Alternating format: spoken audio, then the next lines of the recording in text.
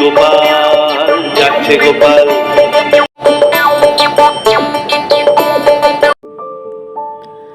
আজকের মজার গল্প কৃষ্ণনগরে বনমানুষের রহস্য। রাজসভা শুরু হতেই রাজামশাই বলে, তোমাদের একটা বিশেষ ঘোষণা করার আছে। সকলে বলে, বলুন রাজামশাই, কি এমন ঘোষণা করতে চাইছেন? বলে, অনেক দিন ধরেই ভাবছি তোমাদের একটু মধ্যাহ্ন ভোজনে তোমাদের কিছু খাওয়ানো দাওয়ানো করাবো, তাই ভাবছি সামনে রবিবার তোমাদের মধ্যাহ্ন ভোজনে সকলের নেমন্তন্ন রইল। সকলে খুশি হয়ে যায়। সভাসদরা বলে, রাজামশাই, তার জন্য কি কোনো কাজ বা কোনো দায়িত্ব আছে, আমাদের কিছু করতে হবে? রাজামশাই বলে, তেমন কিছু নয়, শুধু গোপাল, তুমি একটা কাজ করো দেখিনি। তুমি দই আর মিষ্টি ভোলা ময়রাকে একটু বলে দিও দেখিনি যে এতগুলো দই আর মিষ্টি লাগবে বলে। গোপাল বলে, বেশ রাজামশাই। মন্ত্রীমশাই বলে, আমি ছিলাম তো রাজামশাই, আমাকেই তো বলতে পারতেন। রাজামশাই বলে, গোপাল আছে তো, গোপাল এই কাজটা ভালো করতে পারবে। মন্ত্রীমশাই মনে মনে ভাবে, ও, নয়নের মণি এখন গোপাল হয়ে গেল, আমাকে অপমান করা, আমি এর প্রতিশোধ তুলব। রাজসভা শেষ হয়ে যেতে গোপাল বায়না করতে চলে যায় ভোলা ময়রার দোকানে। ভোলা ময়রাকে বলে দেয় যে সামনে রবিবার রাজামশাইয়ের মিষ্টি আর দই লাগবে। ভোলা ময়রা বলে, বেশ বেশ গোপাল দাদা। ওদিকে মন্ত্রীমশাই বাড়ি গিয়ে চিন্তা করতে থাকে, না, গোপালকে তো যেরূপ করে হোক জব্দ করতে হবে, রাজামশাইয়ের কাছে তো ছোট করতেই হবে। অমনি বটা ঘটাকে ডেকে পাঠায়। বটা ঘটাকে বলে, বটা ঘটা, শোন, গোপালকে জব্দ করার জন্য আমি যে পরিকল্পনা করেছি, এইটা কিন্তু তোদের করে দেখাতে হবে, তাহলে কিন্তু তোদের আমি মোহর দেব। ওরা বলে, বেশ বেশ মন্ত্রীমশাই, তাই হবে। ওই দিন রবিবার দিন সকাল বেলা ওই মিষ্টি নিয়ে ভোলা ময়রা বেরিয়ে পড়ে গরুর গাড়ি করে। কিছুটা পথ যাওয়ার পরে জঙ্গলে প্রবেশ করার আগে হঠাৎ দুজন বন মানুষের বেশ ধারণ করে ভয় দেখাতে থাকে। কি যে, তোর কাছে কি আছে দে, সব আমাদের, এই রাস্তা দিয়ে কেউ যেতে পারে না আমাদের জন্য। অমনি ভোলা ময়রা তো ভয় পেয়ে যায়।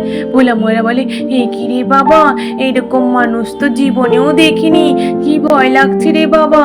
বলেন, দিবি না কেড়ে কুড়ে নেবো, না তোকেও গিলে খাবো? ওই শুনে ভোলা ময়রা ওখান থেকে ভয় পালিয়ে যায়। আর ওই বটা ঘটা ওই সুযোগে সমস্ত মিষ্টি দইয়ের হাঁড়ি নিয়ে জঙ্গলের মধ্যে চলে যায়।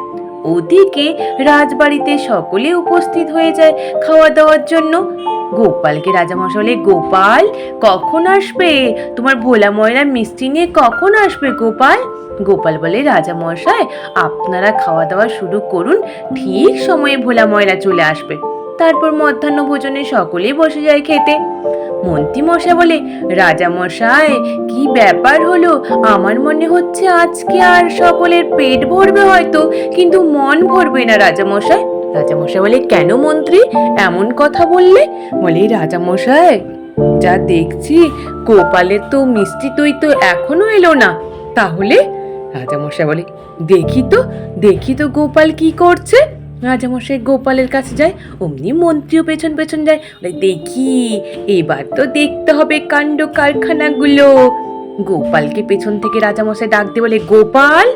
গোপাল বলে, হ্যাঁ রাজামশাই, বলুন রাজামশাই। বলে, কি ব্যাপার, এখনো পর্যন্ত ভোলা ময়রা দই মিষ্টি নিয়ে এলো না যে?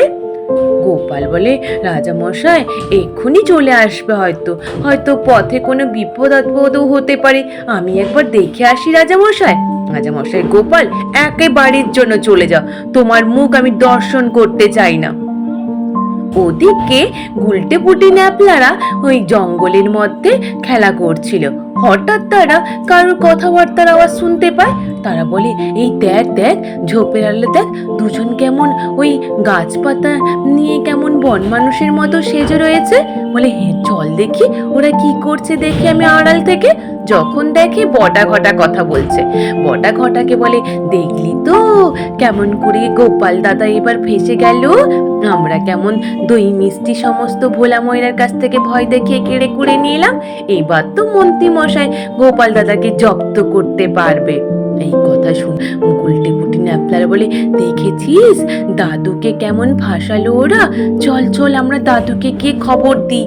ওদিকে গোপাল এসে ভোলা ময়রাকে জিজ্ঞেস করে যে, ভোলা কি ব্যাপার, তুমি দই মিষ্টি নিয়ে কেন রাজবাড়িতে গেলে না? ভোলা ময়রা বলে, গোপাল দাদা কি বলবো, আমাদের কৃষ্ণনগরে বন মানুষ এসছে গো গোপাল দাদা, যেন আমাদের খেতে আসছে। বলে, কি বলিস রে? বলে, হ্যাঁ গো গোপাল দাদা, আমাকে যেভাবে খেতে আসছিল আমি ভয়ে পালিয়ে গেছি। ভোলা ময়রা বলে, নিশ্চিত তো ভোলা কিছু দেখেছে?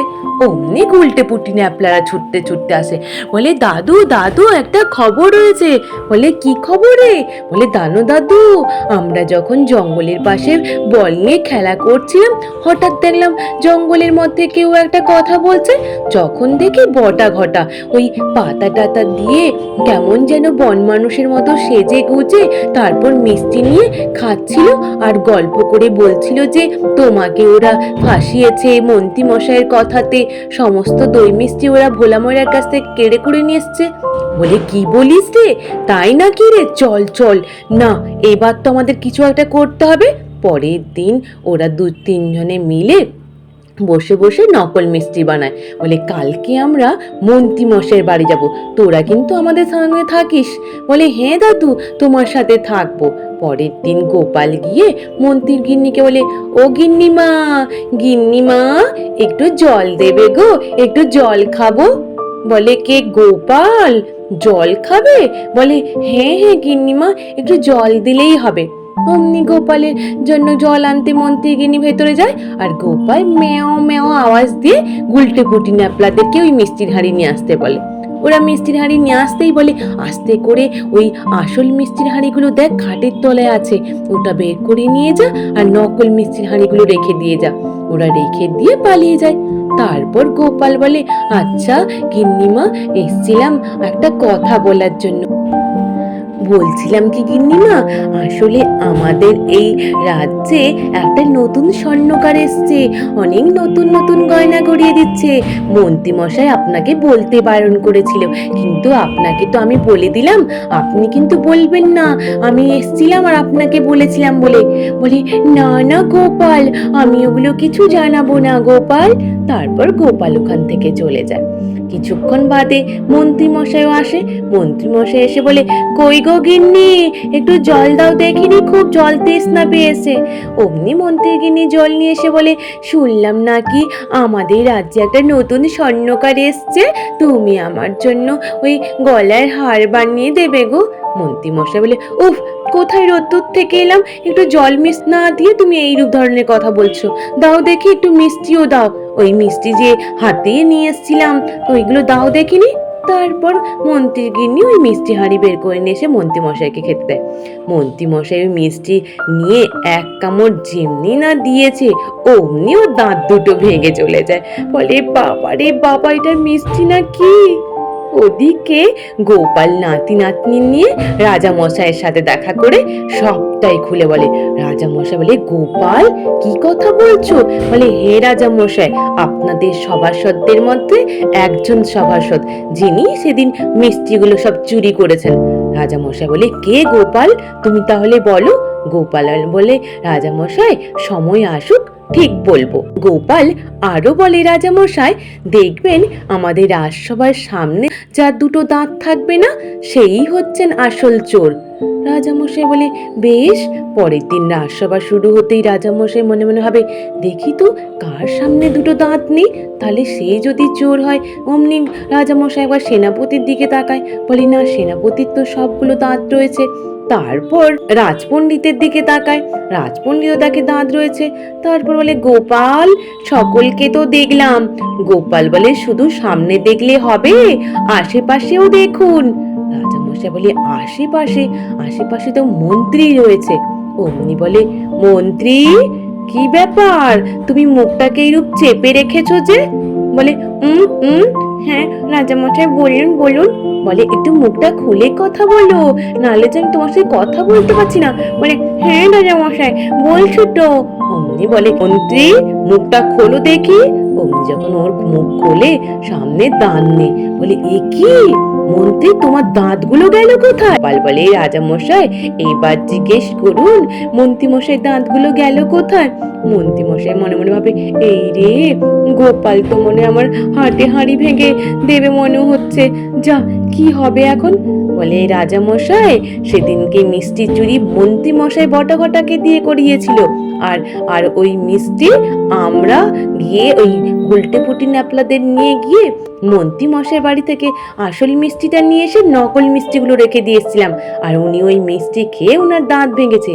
বলে, মন্ত্রী বেটা, তোমাকে তো আমি কারাবন্দি করব। মন্ত্রী মশাই বলে, রাজামশাই আমায় ক্ষমা করে দেন রাজামশাই, আর কখনো এইরূপ হবে না রাজামশাই। রাজামশাই রাগ করে মন্ত্রীকে শাস্তি দেয়।